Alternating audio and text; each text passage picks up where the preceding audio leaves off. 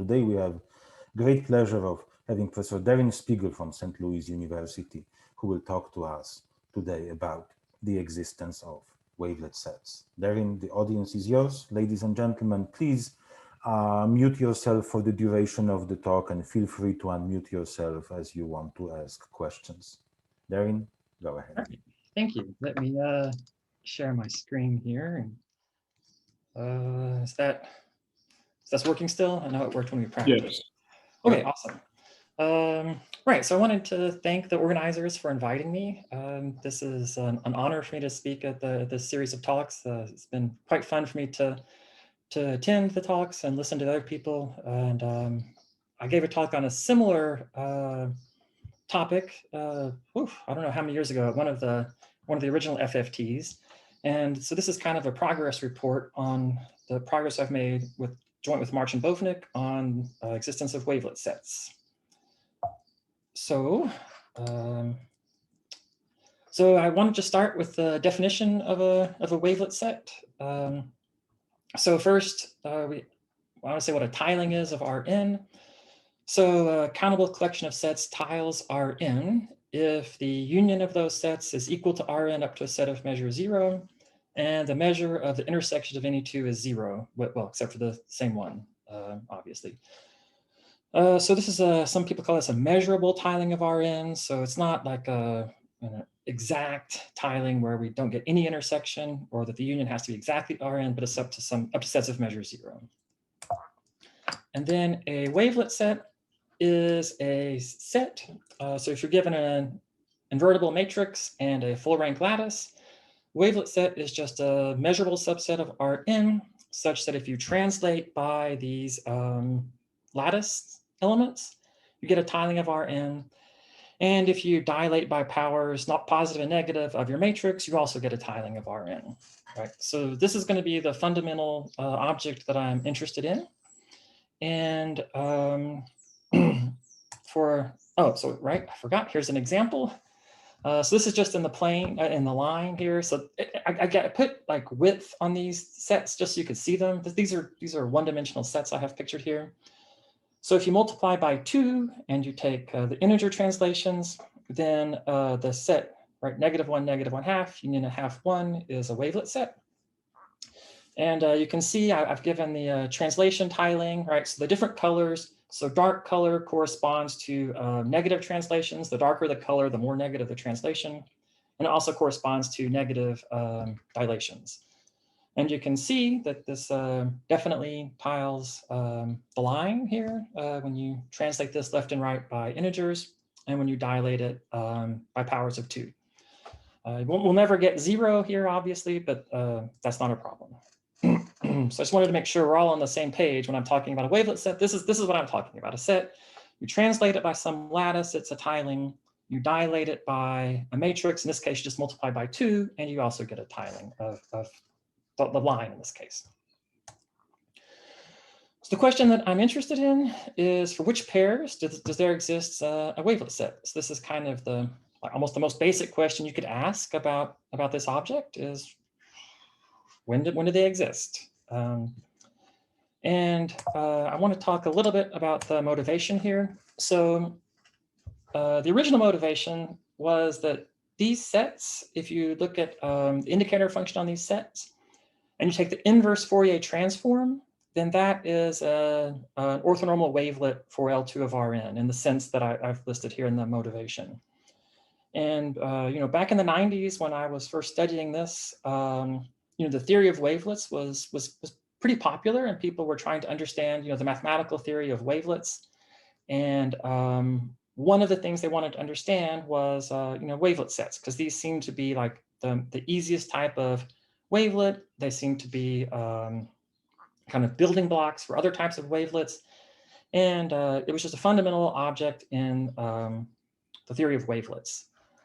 Now I'm really more motivated by the problem just on its face. Because if you think about it, right, we have 2 actions on Rn, right? The two, most common and important actions on Rn. You have translations along a lattice. Okay, that's a really important action on Rn. No one can argue about that, I think. and you have matrix multiplication, right? So these two are like fundamental actions on Rn. And this question is, okay, how do these two actions interact with one another, right? We'll see later that separately, it's really easy to see when you get a set that tiles by translations or dilations separately. And so the whole question here is, how do these things interact? And when you think about it like that, I think it's not surprising that the interaction between lattices and dilations by matrices has been studied quite a bit. And there are, Martin and I have kind of been discovering more and more connections with other areas of math as we get deeper and deeper into the problem. So I'm trying a different tact than I've ever done with a talk like this. Normally I give the first item as motivation and I spend some time talking about this. And but this time I'm going to skip that type of motivation and go more to the results and show how the results we have lead to interactions with other areas of math. So it's, I think, a little bit of a risk to do it like this because the connections come at the end. I don't think there's a way for me to describe the connections now. And it's always a danger to put kind of the interesting stuff at the end when people are tired and so on. But that's what I'm going to try to do. So I'm going to ignore the first motivation and we're going to start tackling the problem. And at the end, I'm hoping to convince you that yes, this is interesting. Okay. So just a couple of observations that we'll be using throughout. The first is this definition is symmetric and A inverse. So right, if W is an A wavelet set, then it's an A inverse wavelet set. So I might as well assume that the determinant of A is bigger than or equal to 1. And then you can also see that you can change basis without, it's a little bit trickier to see that, but okay, you can either assume that A is in a real Jordan form, or you can assume that the lattice is Zn. So depending on the problem we're doing, sometimes it's easier to assume the lattice is Zn, and sometimes we'll do real Jordan form, but you can assume either one of those. Okay, so let's think, so the case n equals 1 is completely solved, right? For at least for the purposes of the question I asked. So if you have a real number A, and we can assume gamma is just the integer lattice, it turns out that for negative A's, you can get a single interval wavelet set. For A's that are of the form k plus 1 over k, so like 2, 3/2, 4/3, so on, you can get a 2 interval wavelet set. And then for any other A, except for 1 or negative 1, you can get a 3 interval wavelet set. So the case n equals 1 is completely solved. There's nothing to do there. I don't even know a name to attach to this. It's just kind of, if you sit down and think about it, then you can kind of just do it. I don't know, like I say, I don't even know what name I should attach to this. So it's kind of a almost folklore, I guess, result. So then the more interesting case is when n equals 2. And so I wanted to give an example when n equals 2 as well. So here's a matrix. It rotates by 45 degrees and then expands by square root of 2. And I'm showing you here, I don't know why I changed the shading. This is the same set in both cases. I'm showing you the dilation tiling on the left, right? You rotate and expand it, or you rotate back the other way and contract it. And you can see that this set gives you a tiling by dilations. If you look at this thing on the right, you can see it gives tiling by translations, simply because the set is this fundamental domain for the integer lattice. I've just broken it up into pieces and translated it around, and you can convince yourself that if you do that, then okay, this will be a translation tiling of R2. So I'm presenting this example just so you can, just to make sure we have in our heads, okay, that this is what a wavelet set is. It's a little bit misleading, I would say, because it looks like the way you go about doing these things is you have to be really careful and you piece everything together in just the right way and it happens to work.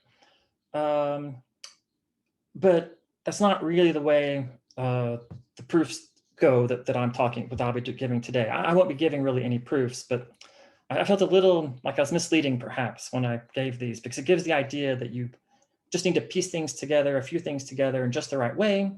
where that's not exactly what we end up doing. But okay, this is an example of when n equals 2. Okay. So next I wanted to, I said, right, so dilation and translation separately are easy to understand. And so here is a result that shows this.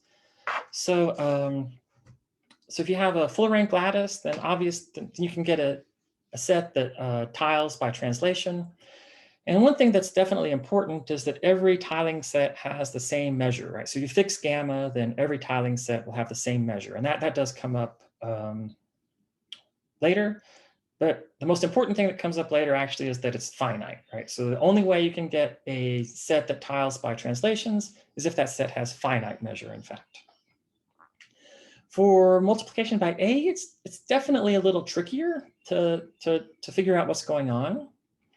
So here I've broken it down into 3 cases when there exists a set that tiles by dilations. So if you're just wondering whether there exists any V at all, well, that's equivalent to A not being orthogonal.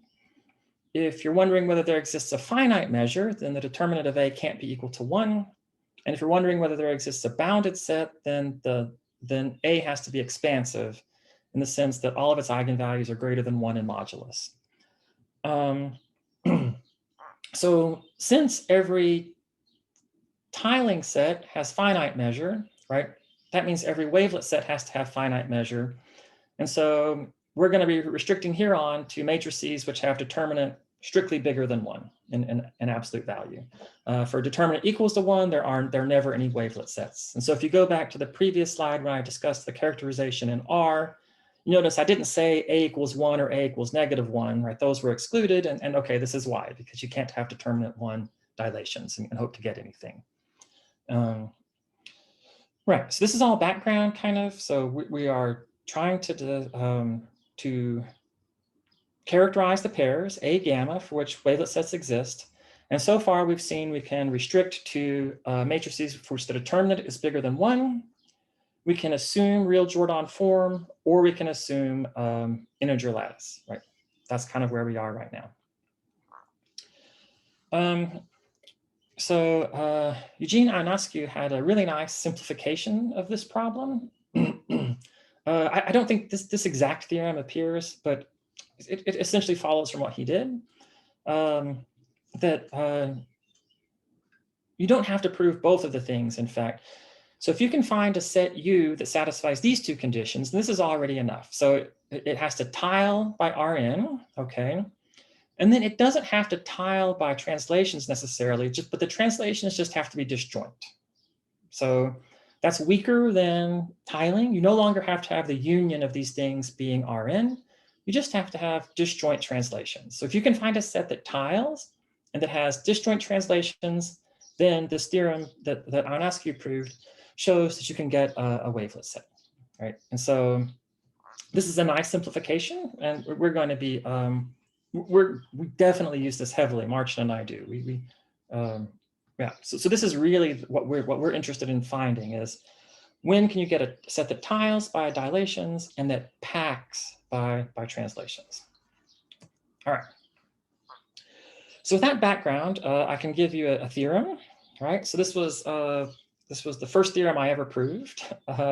So it was that if A is an expansive matrix, that is that I should say that how quickly I forget my co-authors that together with Xing Dai and David Larson ever proved.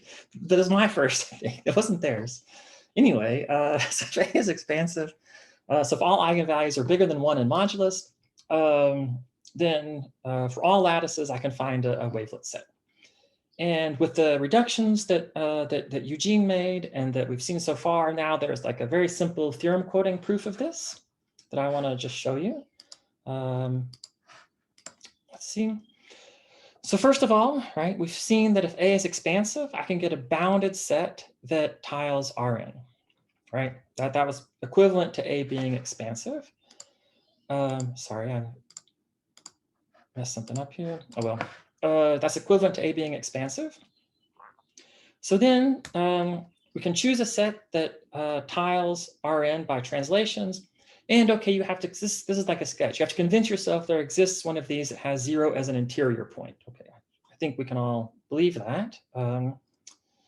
Then there's a fact about expansive matrices that if all the eigenvalues are larger than 1, then the norm of a to the negative k for some big k has to be less than 1, where the norm here is like as an operator from L2 to L2, say. So it's contracting, right? So it takes the image of anything, the norm of the thing is smaller than the original thing, is what I mean here, that norm, L2, in the L2 sense. So since it's contracting, I can eventually contract down so that a to the negative j is a subset of f, since, right, we can get it contained inside that interior point. And so it's going to be contained inside that f. And we just apply the simplification from the previous slide. And because this a to the negative j, it's a subset of a fundamental domain for the lattice. So of course, it can't intersect when you translate. And it is a tiling generator because it's just the image of a set that tiles by A, right? And so here is an easy theorem quoting proof, right, for this theorem that was proven back in '97, where the original proof was not so easy, right? But now we understand this much better, and we can put this in better context, I would say. I think this is much nicer than the way I thought about it back then. Okay, so the reason I wanted to go through that is because this shows the importance of investigating a very particular thing here. So what we're interested in investigating is translations along gamma of negative powers of A, right? So you take some set, you apply negative powers of A to it, okay? And then you investigate translations by the lattice. So that's what we did in the previous theorem. We took a negative power of A, and we showed that the translations were disjoint, right, of this fundamental region for the dilations. Okay. So the previous example, that's what we did. We investigated negative powers of A applied to a set and how that interacts with translations by our lattice.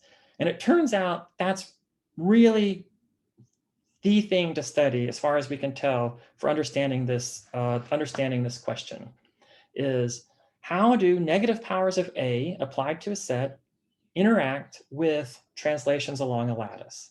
That is crucial. So in 2004, I showed that if you take, as long as for every R, you can take large enough negative powers of a set, and the resulting set will tile via translations. So, and I see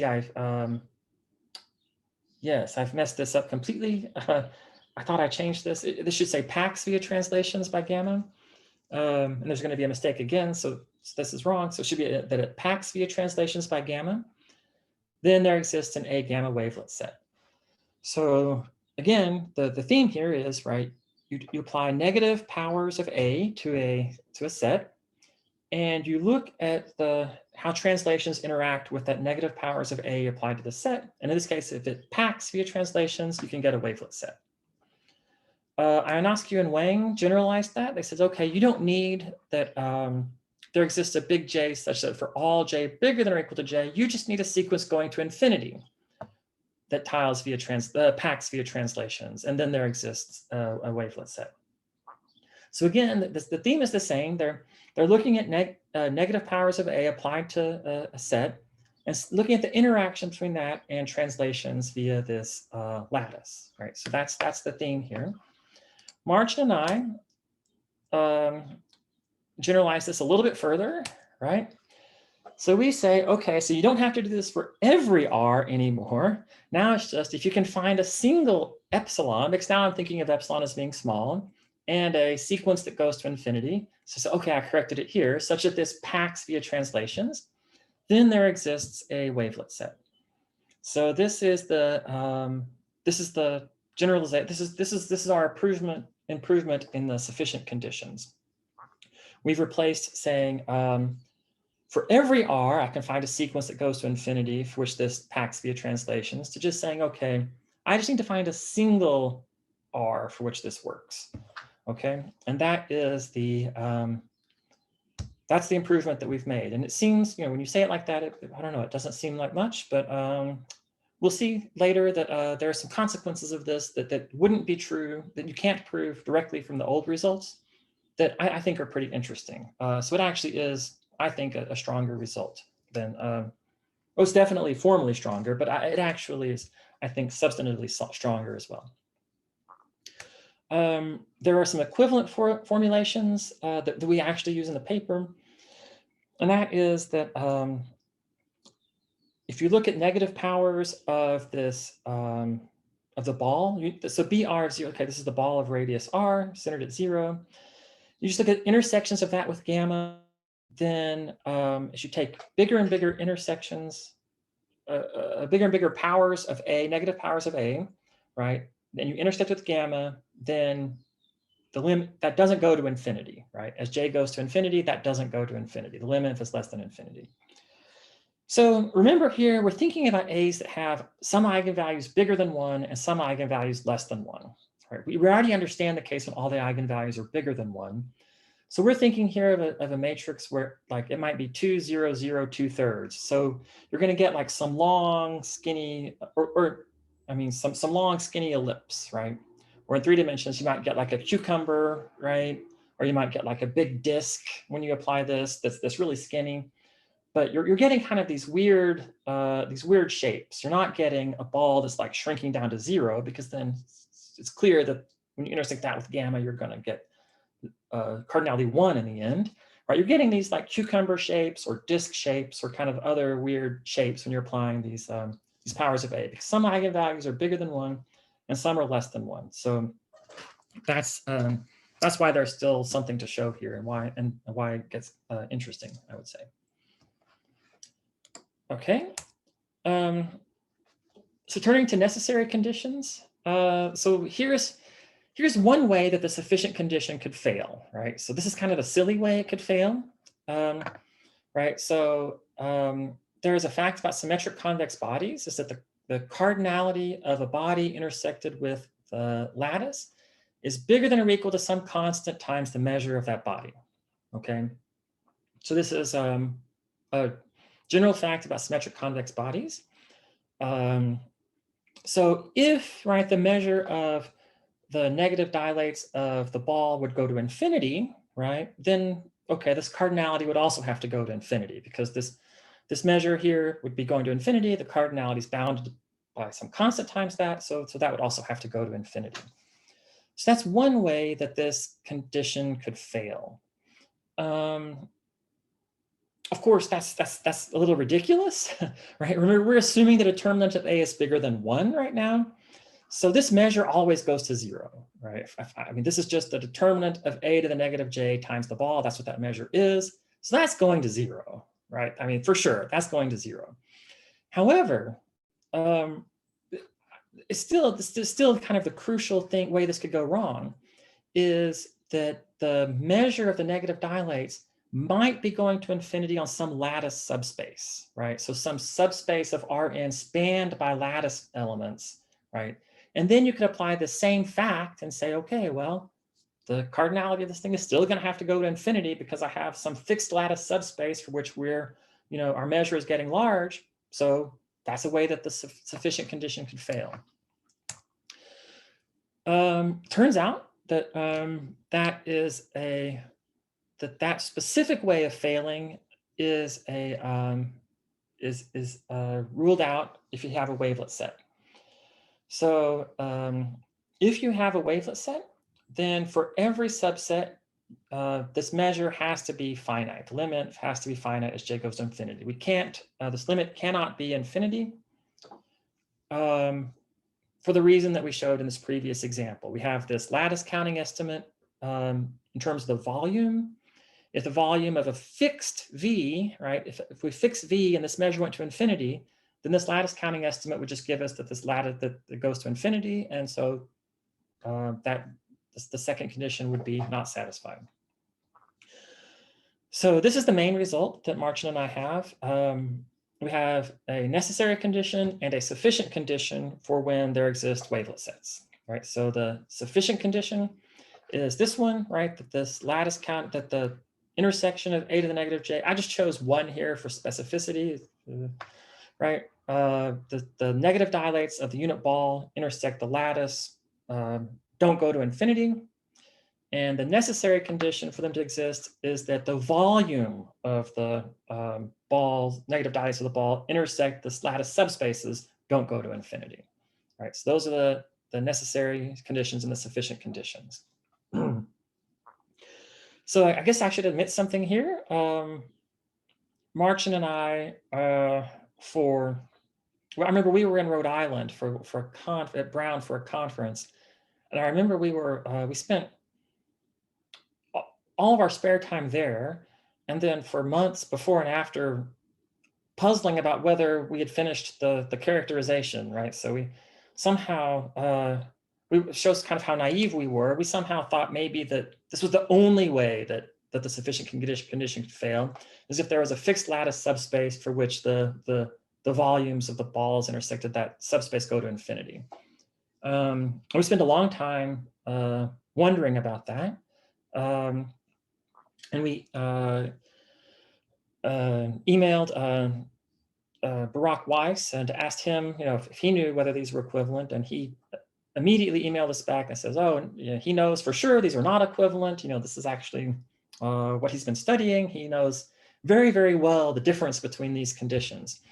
And at first we were maybe a little disappointed, but this opened up, it was actually very interesting to us then, because this opened up a whole new area of mathematics that we could try to understand and try to use to help us to study wavelet sets. And so for the rest of the talk, well, I think I have a kind of a sketch of a proof coming up, but most of the rest of the talk is going to be trying to looking at the difference between these two conditions here. Right. So I did not lead into the slide very well. So let me back up then. I wanted to try to give you an idea about why this is a necessary condition. The proof is quite delicate, I would say, and not so easy to follow. That you kind of lose the idea, but the idea is actually very simple. And I wanted to show you, so if you ever do try to read that proof, this is the idea to have in your mind, right? So here's an example where wavelet sets would not exist. So you have 2, 0, 0, 2/3, and gamma is just an integer lattice. And there cannot be a wavelet set for this pair. So how do you see that? Well, if there were, right, we could partition it by looking at these long vertical strips, and just consider the R plus cross R, and we take these long vertical strips and we intersect those with W, right? So the vertical strips, the base though, changes by powers of 2, okay? And now the crucial observation is that the measure of Wj is always less than or equal to 1, because that's the measure of a fundamental domain in Z2. So the measure of Wj is always less than or equal to 1. But if it's contained in this really thin strip, then the measure is bounded by the width of that strip as well, right? So it's bounded by the width of the strip, because the height can only be 1 everywhere. And so the measure is bounded by the width, okay? And then if it's a wavelet set, I can reconstruct 1, 2 cross R by just unioning all of these things, the images of these back, because these a to the j w's have to cover everything, so it has to cover this. And then you do a, oh crud, I never did change that. Oh man.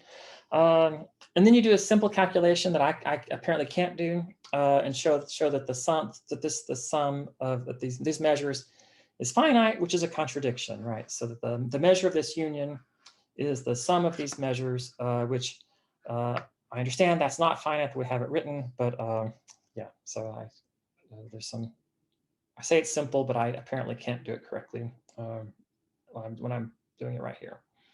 Okay, so at any rate, that's the idea, and that's how it goes. Okay.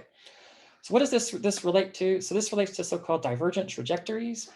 So so when I've been reading about this in other places, they don't typically look at powers of a ball intersect with a lattice, they look at this matrix applied to the lattice intersect with a ball.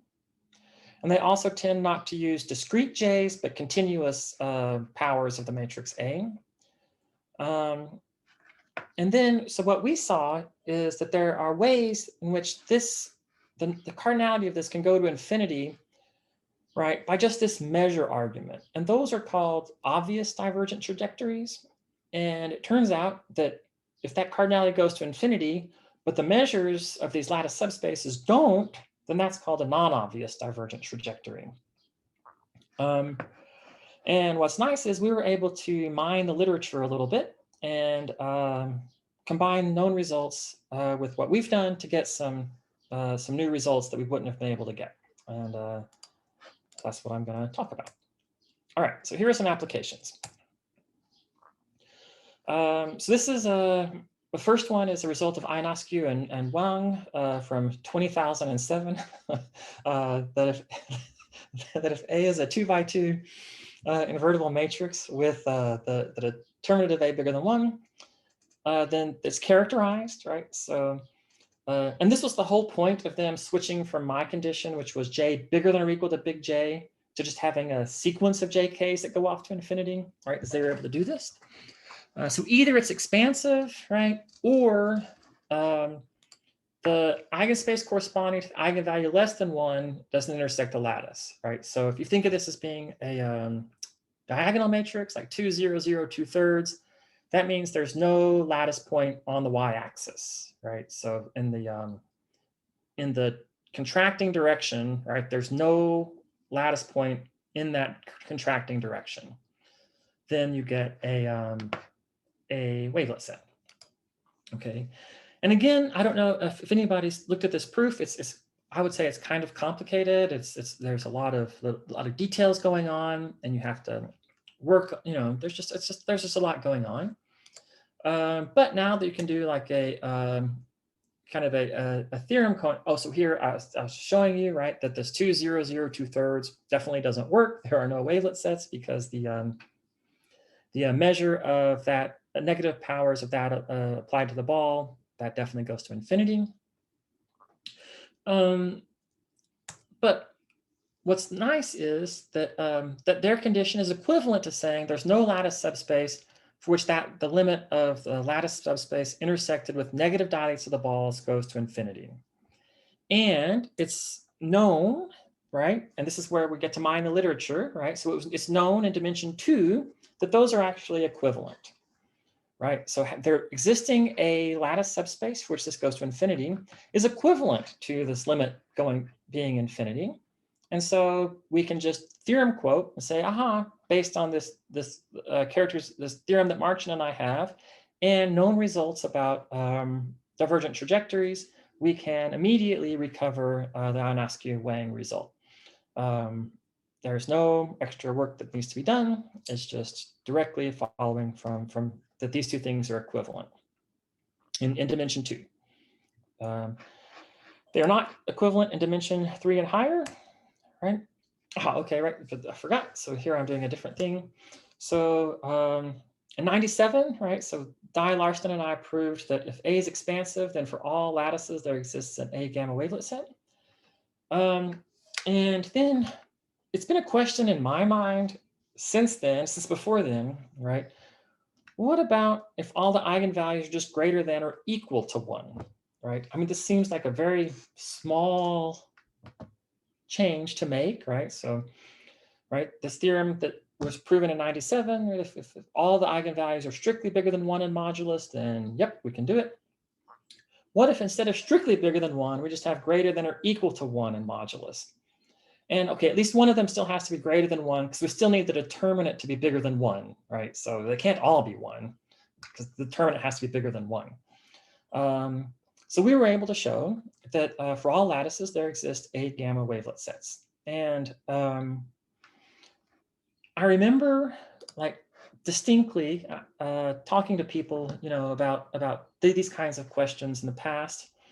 And, you know, not everybody was always on board with this supportive of this direction of research that I was following, and not everybody thought that that this would lead to anything interesting, or that serious mathematicians should be spending time working on things like this. And they're very well-meaning people, and giving advice to a young mathematician that I appreciate. But I think looking at this now in hindsight, I think that the only way you can prove this, I think you really have to go through some very interesting mathematics to prove this. And so I want to show you, again, it's a theorem quoting proof of this. There are no details, we're just theorem quoting.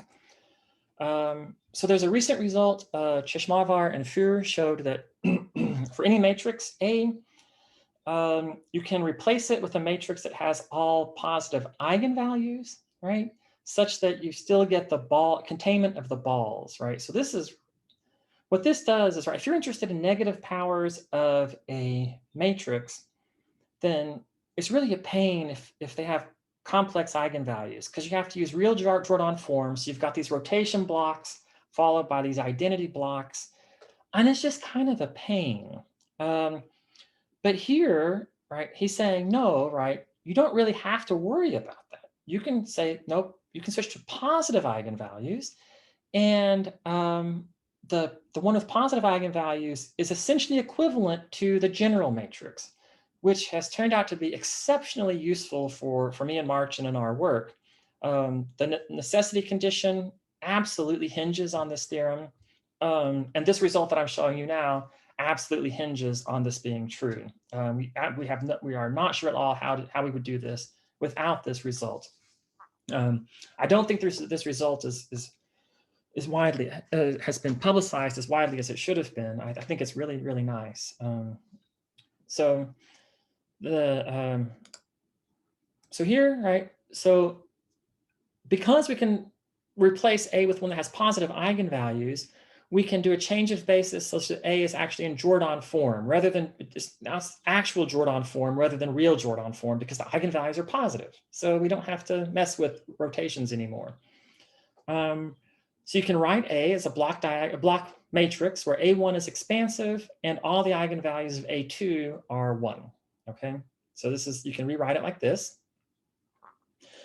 And then this is where we were mining the literature for interesting results. We found that Modulus in 71 showed that the matrix without the expansive part, just with the identity up there, satisfies the exact estimate that we need, right? So this is the exact theorem that he proved as the result in this paper, and there we go. We were able to use that result combined with our main result and this nice result by Cheshmavar and Fur to finish the case where all the eigenvalues are bigger than or equal to 1. And I don't know. I at this point I was like, okay, this is really great. We are now at the point where we have understood this question well enough, at least, that we're able to mine other fields to get useful things to help us answer questions. Ideally, we would be able to provide things to these other people as well. So maybe, who knows, we'll see. But for now, we're mining their results. I think they have a little bit of a head start in terms of time spent working on this. So we're playing catch up a little bit. Okay, so I wish I could do polls. So here we have 3 by 3 matrices. Okay, right. This is just 3 matrices. They all have determinant, unless I've messed up several things on these slides. These all have determinant bigger than 1 at least. Okay. Yes, that's true. I'm checking it now. Okay, they all have determinant bigger than 1.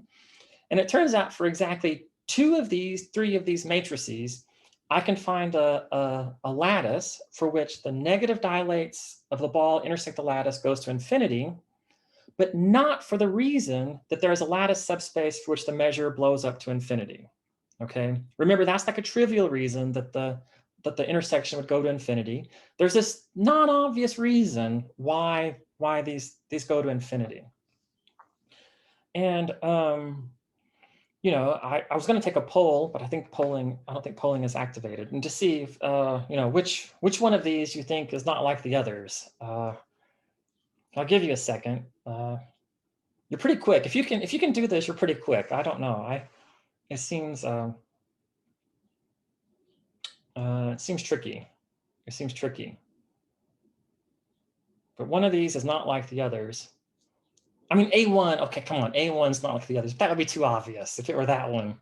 It can't be A1. It sounds obviously not like the others. So it's not A1. So it's either A2 or A3. Yeah, well, okay, we'll see. Turns out, okay, it's A3. A3 is the one that's not like the others. So Martian and I have a theorem that says if you have a diagonal matrix with n-1 eigenvalues bigger than 1 and 1 eigenvalue less than 1, so this is only for diagonal case, right? But the product of the two smallest eigenvalues are bigger than or equal to 1, right? So that's the key thing. So here, the product of the two smallest ones are 4/3, whereas over here it's 2/3. So that's the difference.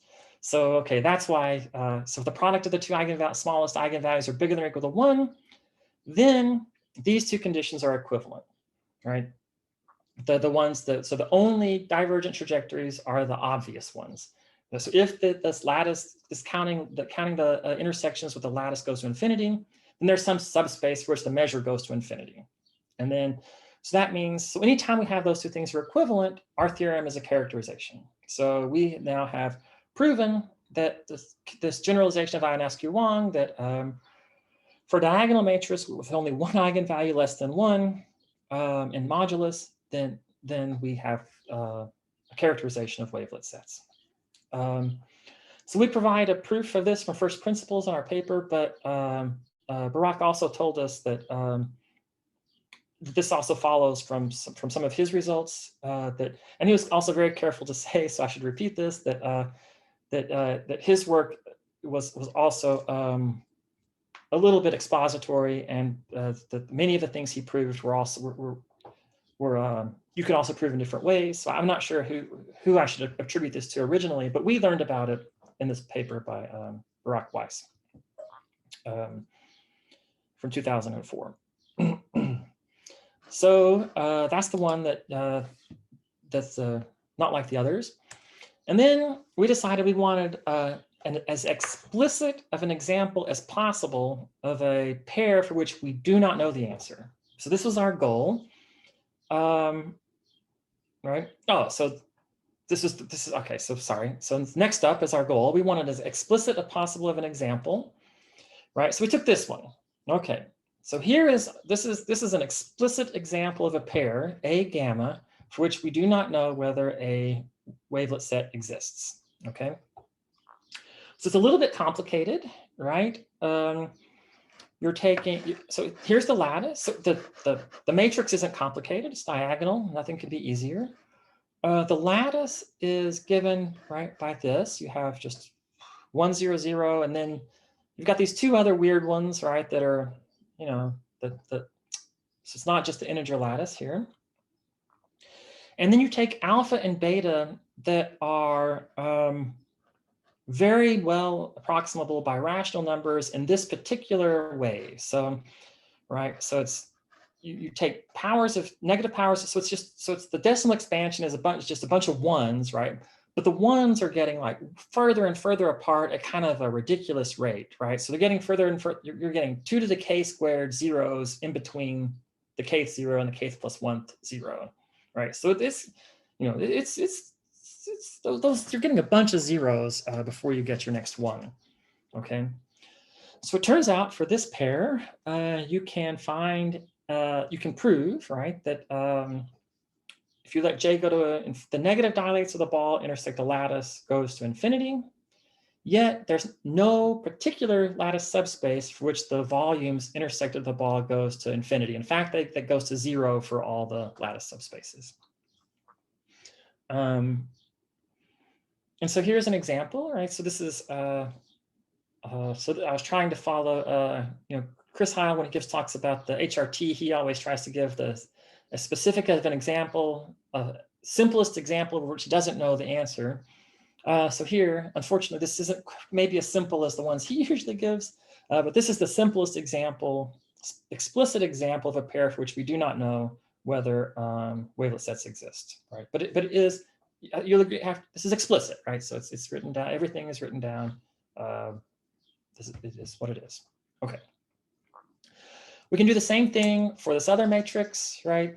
Here, the NKs and MKs they're not quite as explicit, but you can do the same thing. I just wanted to show you that the form of the lattice is a little bit different. You do things a little bit differently, but same thing. Same trick with the alpha and beta, right? You're getting the key here is getting these irrational numbers that are very well approximable by rational numbers, right? So if you take like the first, 10 of these values, right? These NKs are growing, then that rational number is very, very, very close to the real number because there's like a billion zeros that follow it, and then you get a 1. So it's a really good approximation to that real number. And that's what's crucial in these constructions. But I'm not going to go through that, obviously, but that's what's crucial. So again, I want to point out that all 3 of these matrices, that the techniques in Weiss's paper provide us that information. So we're not doing anything new there. We're not these examples. It was known already that these matrices, there existed lattices for which these two conditions weren't equivalent. This isn't anything new. But like I said, we wanted to write down things as explicitly as possible. And I also want to make it clear that this idea is not new to us, right? So I tried to find the first person. I tried to find an explicit reference for this. I was having trouble finding an explicit reference, but I do know that there's, if you, instead of constructing this alpha beta explicitly, there's a result of Kinshin you can use that makes it like much more trivial to show that everything works. And I think he is the one, I'm just not sure. My history on this subject is still in progress. So I'm not 100% sure who I should credit. But I do want to make sure that, I'm not saying that we're the ones who came up with this idea for constructing these gammas and, of doing something like this. I mean, we did, but I mean, we're certainly not the first to do that. And I don't want to misstate things and imply that we were the first ones to do this.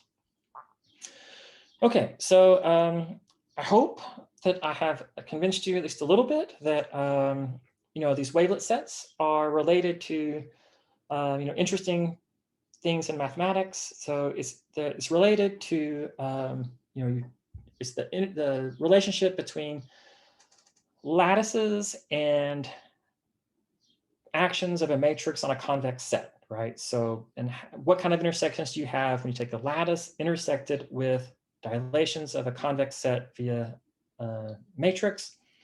And that is a subject that's been around a long time, and we're hopeful that we'll be able to mine more results from that to prove more theorems. And in an ideal world, that we could even provide proofs, help them out in some way. That seems a little more ambitious, but that's in an ideal world. We would, if nothing else, maybe there are questions that are natural in this context that might not be natural in other contexts that people could work on. So conclusion, these are the concluding slide, and I thank you for your attention. Darrin, thank you so much for a great talk.